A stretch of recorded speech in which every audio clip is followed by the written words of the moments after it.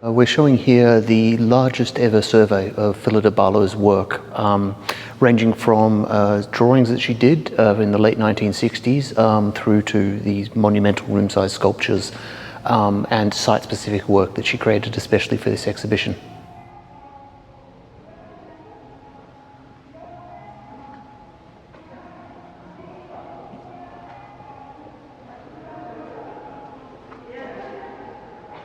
Phyllida Barlow's practice is really a 50-year-long commitment to interrogating the place of sculpture within the world of objects.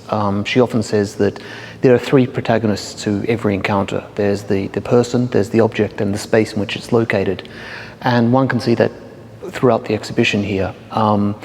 It concerns itself not just with sculpture itself as we traditionally understand it, but also with the way objects exist in the world, particularly as they exist on the periphery of the everyday.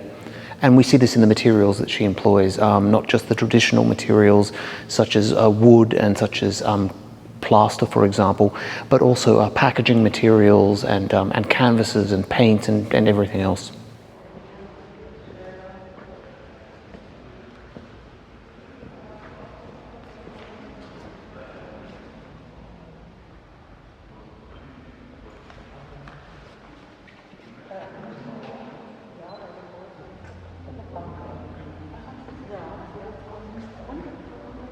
You know, it's not so much arte povera, it's not really about sort of using poor materials for poor materials' sake.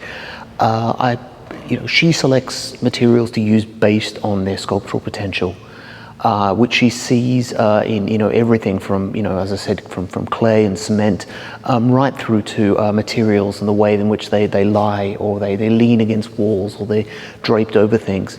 So I think first and foremost the interest is in the materiality of stuff, so to speak. Packing foam, for example, cardboard, these bright banners and these bright bands of colour.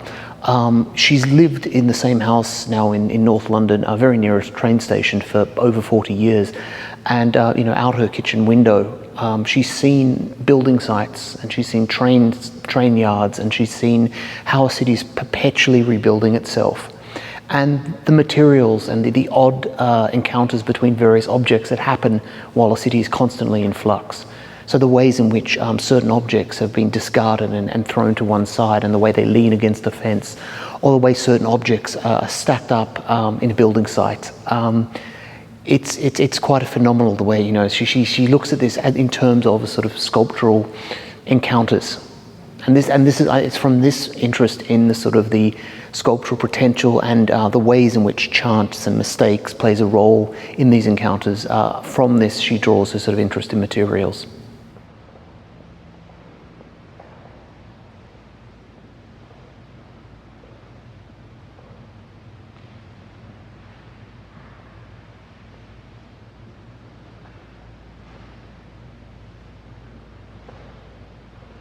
I think her interest in sculpture, or interest in art, is very much sculptural. She's always been, even when she began studying in the 1960s, she was told that she painted like a sculptor. And she's really interested in sculpture and the way in which it feels uncomfortable in its own skin. Sculpture is always seen as something that seems to get in the way. So you think of sculptures in the museum. Ad Reinhardt once famously said sculpture is what you trip over when you walk backwards to look at a painting, or the idea of the monuments, public sculptures, which are almost ignored until they're very much nowadays in the public vision.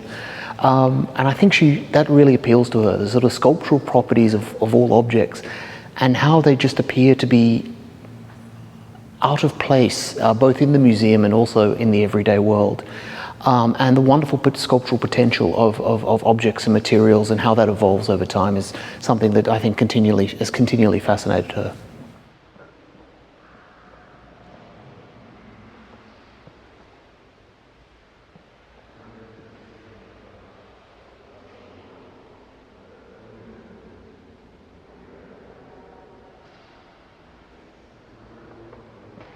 She sketched every day for the last 50 years. Sometimes the sketches relate to a specific project, other times it's just to play with forms and colour without the burden of gravity.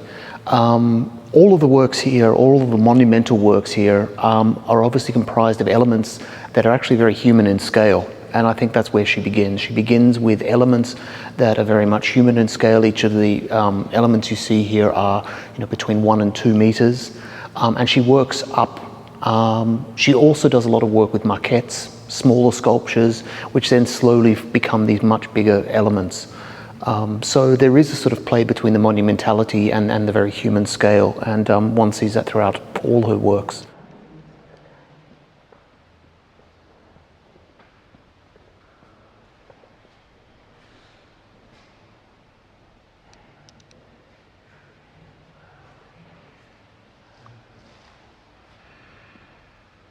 I mean, naturally, of course, in the midst of the coronavirus health emergency, I mean, it was a challenge to build this exhibition.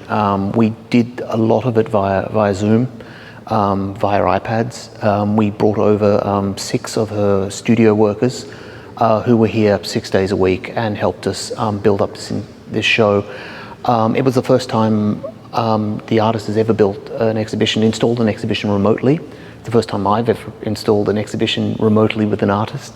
And it led to a lot of really fascinating discoveries about the space here in Haus der Kunst. You know that the rooms here and the volumes are absolutely monumental, but trying to translate that monumentality via a video screen, and in order to place these sculptures correctly and for them to have a relationship with the other objects in a room, and to try and transmit all of that via a video screen, that was particularly interesting. That was particularly challenging, but it also, in some ways, really made us, see the space anew as well, because we were compelled to actually convey, the encounters between the objects and the bodies in the space. So that was particularly noteworthy.